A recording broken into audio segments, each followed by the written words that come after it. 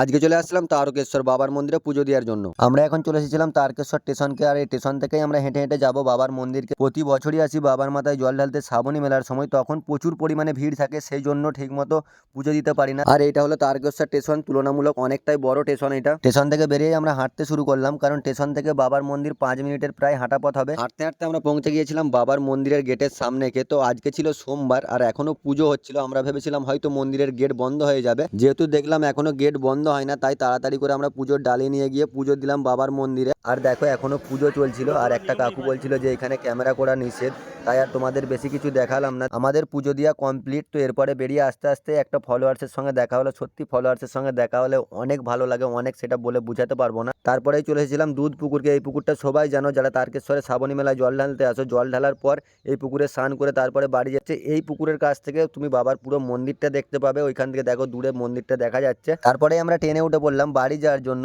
আর তোমরা এরকম mini blog দেখার জন্য অবশ্যই চ্যানেলটি ফলো করো, আর কেমন লাগলো অবশ্যই কমেন্ট করে জানাও। দেখা হচ্ছে নেক্সট একটা প্র্যাঙ্ক ভিডিওতে, ততক্ষণের জন্য বাই।